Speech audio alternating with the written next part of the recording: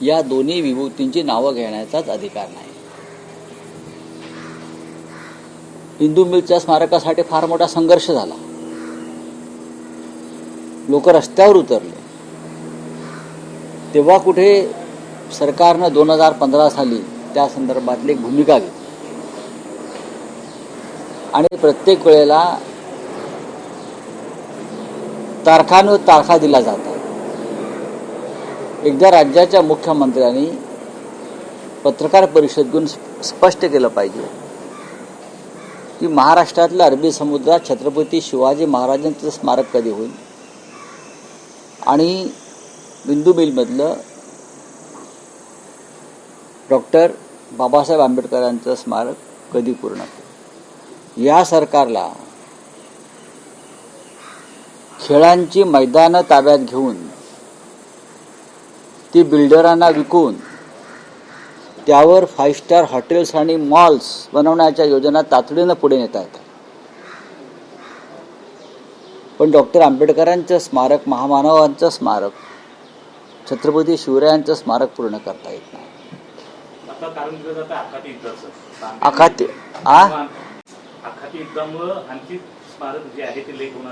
आखाती युद्धाचा आणि स्मारकाचा संबंध काय? नाही, आखाती युद्ध जे आहे हे आता साधारण 35 दिवसापूर्वी, तुम्ही 35 दिवसापूर्वी सुरू झालेल्या आखाती युद्धाचं खापर स्मारक पूर्ण होत नाही त्या संदर्भात कसं काय फोडू शकता? नरेंद्र मोदींनी सांगितलं आखाती युद्धाचा भारतावरती काही परिणाम होणार नाही. मग तरी फडणवीस असं कसं काय? फडणवीस मोदींचा अपमान करतायत. आखाती युद्धाचा भारताच्या जनजीवनावरती, कामकाजावरती काही परिणाम होणार नाही हे जर देशाचे प्रधानमंत्री सांगतायत, मग आखाती युद्धाच्या निमित्तानं डॉक्टर बाबासाहेब आंबेडकरांचं स्मारक कसं काय थांबू शकतं? कठीण आहे. त्यासोबत तुम्ही एक पत्र लिहिलेलं आहे फडणवीस यांना विदर्भातल्या एका खाणीच्या संदर्भात, लॉयड खाणी, असंख्य खाणे आहेत. विदर्भामध्ये ज्या पद्धतीनं खाण उद्योगानं उत्पात माजवलेला आहे. 4 दिवसापूर्वी माझ्याकडे एटापल्ली तालुक्यात असंख्य राजकीय सामाजिक कार्यकर्ते आले आणि त्यांनी त्यांची वेदना मला सांगितली की ही जी लॉयड स्टील नावाची कंपनी आहे ही भारतीय जनता पक्षाचीच जणू काय भागीदार असल्याच्या पद्धतीने तिथे उत्पात माजवते. पाण्याचे झरे, तलाव ह्याच्यामध्ये खनिज मिश्रित संपूर्ण केमिकल जात आहे. लोकांना प्यायला पाणी नाही. तिथे जो चिखल झालेला आहे त्याच्यामध्ये गुरं अडकून मरतायत. त्यात 7 गायी मेल्या, गोमाता. त्यानंतर शेतीचं नुकसान होते मोठ्या प्रमाणामध्ये आणि संपूर्ण प्रशासन हे विकलं गेलं असल्यामुळे खाणींच्या ज्या मालकांच्या तक्रारी कोणी घ्यायला तयार नाही. याचं कारण हे जे उद्योग आहेत या उद्योगांनी सत्ताधारी पक्षांना मोठ्या मोठ्या देणग्या दिलेल्या आहेत आणि इतर राजकीय पक्ष त्यांच्या पेरोलवर आहेत. माझी मागणी आहे की ताबडतोब त्यांचा परवाना रद्द केला पाहिजे. कुठे आहे तुमचं पर्यावरण मंत्रालय, पर्यावरण खातं? सांगा ना मला. झाडं तोडली जात आहेत त्या भागामध्ये खाण उद्योगाच्या नावाखाली. तुम्ही जो नक्षलवाद संपवलेला आहे असं म्हणताय, तो काय या खाण उद्योगाला मोकळं रान देण्यासाठी? खाण उद्योगासाठी नक्षलवाद संपवला की जनतेसाठी संपवला? नक्षलवाद्यांचा त्रास हा अशाच उद्योगांना होता जे जनतेच्या छातीवर बसून निर्माण करत होते. त्यांचं आणि या लोकांचं भांडण होतं. आता जर तुम्हाला देवेंद्र फडणवीस यांना जर खरोखर शेतकऱ्यांची, सामान्य जनतेच्या स्वच्छ पाण्यासंदर्भात काही जाणीव असेल तर त्यांनी अशा प्रकारचे पाणी गढूळ करणारे, पाणी विषारी करणारे, शेतजमिनी खतम करणारे जे उद्योग आहेत त्या संदर्भात कठोर भूमिका घ्यायला पाहिजे. एका उद्योगाकडून देणग्या घेऊ नका ना, जनतेला वाचवा. आणि दुसरा अत्यंत महत्त्वाचा विषय म्हणजे कशा पद्धतीनं अशा उद्योगांसाठी सरकार पायघड्या घालते. शिंदे डेप्युटी CM बरं का, यांनी जे नवीन धोरण काय इंटिग्रेटेड स्पोर्ट्स पॉलिसीच्या नावाखाली मुंबईसह महाराष्ट्रातली प्लेग्राऊंड्स,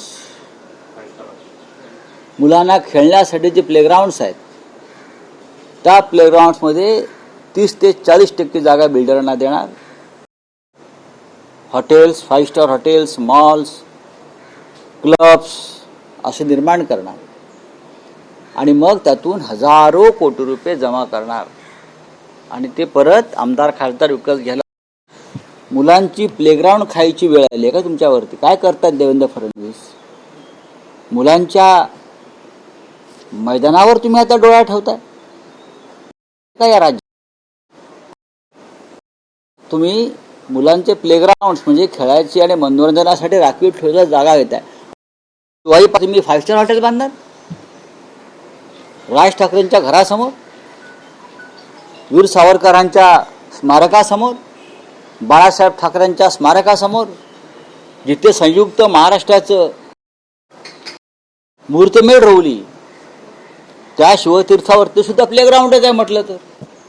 मग तुम्ही एकनाथ शिंदे तिकडल्या 30% जागेवरती कोणत्या 5 स्टारच्या मालकाला, कोण त्यांच्या तो ठाण्यातला आहे ना एक बिल्डर, कोणते त्यांचा पार्टनर, काय त्याचं नाव,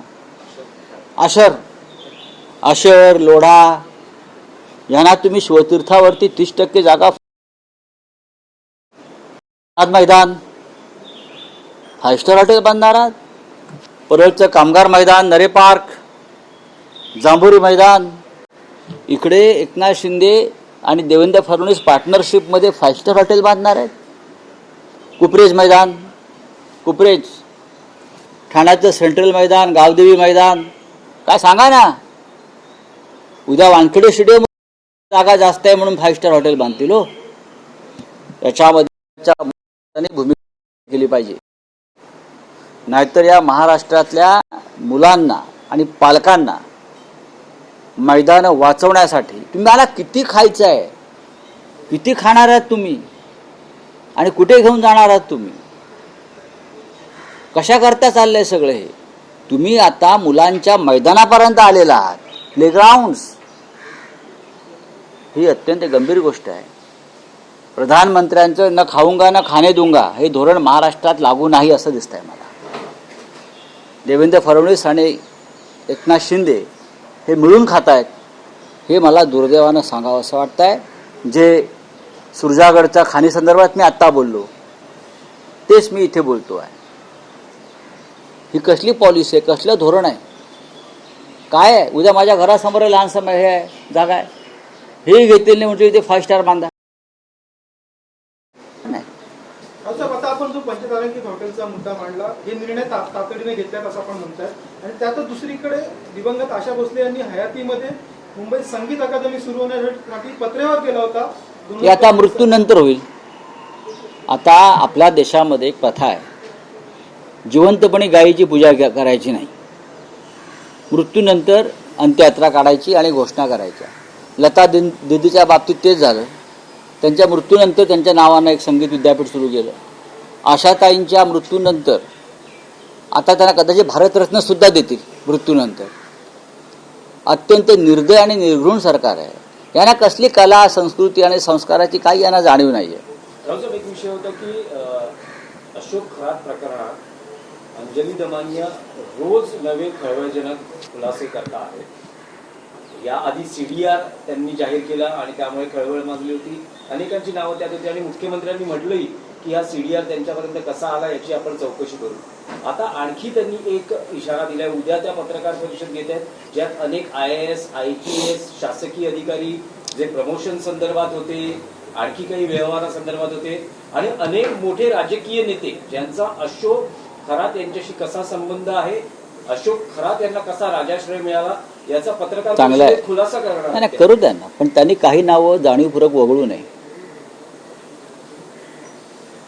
काही नावं जाणीवपूर्वक वगळू नये, नाहीतर त्या रिकाम्या जागा आम्हाला भराव्या लागतील जर वगळल्या गेल्या तर. त्या उत्तम काम करतायत, ठीक आहे, त्यांना मुख्यमंत्री कार्यालय योग्य मदत करत असेल कोणाला तरी मदत केली पाहिजे. जे मुख्यमंत्र्यांना थेट करता येत नाही ते मुख्यमंत्री जर अशा माध्यमातून आपल्या कार्यकर्त्यांच्या माध्यमातून करत असतील तर तरीसुद्धा त्याचं स्वागत केलं पाहिजे. पण काही नावं वगळू नये एवढंच माझं म्हणणं आहे. सर, आणखी एक विषय होता की जी पंतप्रधानांची महिला आरक्षणासंदर्भात जी संकल्पना आहे, ज्यात मिस्ड कॉल दिला गेला तो आणि त्याला पाठिंबा दिला असो, तुमच्या पक्षातून या संकल्पनेला पाठिंबा मिळताना दिसतं. याआधी प्रियांका चतुर्वेदी होत्या, काल विरोधी पक्षनेत्या किशोरी पेडणेकर यांनी पाठिंबा दिलेला आहे. पाठिंबा असं की आमच्या पक्षाचा या धोरणाला पाठिंबा आहेच ना. सगळ्याच पक्षांचा पाठिंबा आहे. फक्त ज्या पद्धतीनं डिलिमिटेशन होणार आहे त्या संदर्भात आम्ही चर्चा करू. पण महिला आरक्षण हा विरोधाचा विषय नाही आहे ना. पण याचं श्रेय मोदींनी घेऊ नये. इतिहास घडवण्याचा ठेका भाजपने घेतलेला नाही. इतिहास घडवणार आहोत म्हणून. इतिहास घडवण्याचे ठेकेदार आहेत का आपण? आपला ठेका आहे का? नाही ना.